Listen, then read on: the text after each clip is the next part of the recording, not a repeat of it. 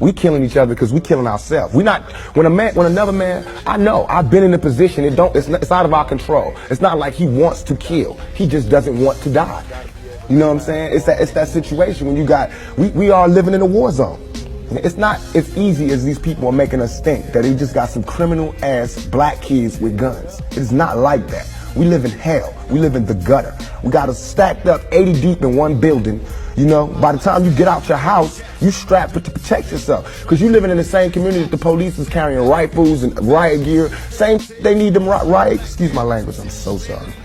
The same reasons they need the riot hat, the riot jacket, the flak jacket, the double vest, the 9mm Glocks with extra bullets, the tear gas, the mace, all that. Who do you think the police is using that against? Dogs? So we fighting the same villains that they fight in the street. But instead of them seeing us fighting villains in the street, we all villains. Is your generation the one that is picking up for where the Panthers left off, saying, all right, enough is enough? The generation before us forgot about the fight. We're picking it back up. Not only forgot about the fight, forgot about us.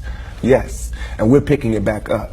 But at this level, all we're trying to do is unite. And right now, as a year, we got 1 million people that's listening. Now we can tell them something. Now we can try to get them that way. And we might lose some. We might gain some. But we would never even have that audience had we not said what was real.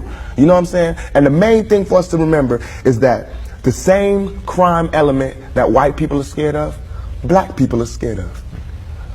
The same crime element that white people fear, we fear.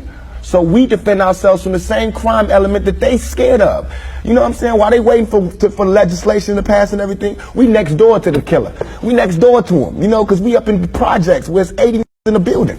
All them killers that they letting out, they right there in that building. But it's better, just because we black, we get along with the killers or something? We get along with the rapists because we black and we from the same hood? What is that? We need protection too.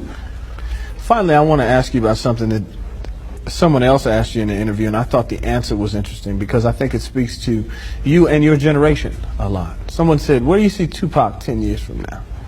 You said, hey, I just want to be alive. That's real for you. That's so real. I made a metamorphosis. I'm a new person today because I used to strongly and honestly, I feel like I could represent my generation so much because I honestly did not care whether I lived or died. But now I cannot die with people thinking I'm a rapist or a criminal. I can't leave until this shit's straight. You know, I'm not suicidal. I can't go until y'all really know what time it is. And then after that, boom, it's all over. And we can see, you know, how this shit fall. But that's how it is. And the reason being is because if I can't live free, if I can't live with the same respect as the next man, I don't want to be here. Because God has cursed me to see what life should be like. If God wanted me to be this person and be happy here, he wouldn't let me feel so oppressed. He wouldn't let me feel so trampled on. You know what I'm saying? He wouldn't let me think the things I think. So I feel like I'm doing God's work. You know what I'm saying? Just because I don't have nothing to pass around for people to put money in the bucket don't mean I ain't doing God's work. I feel like I'm doing God's work. You know what I'm saying? Because these ghetto kids ain't God's children. And I don't see no missionaries coming through there.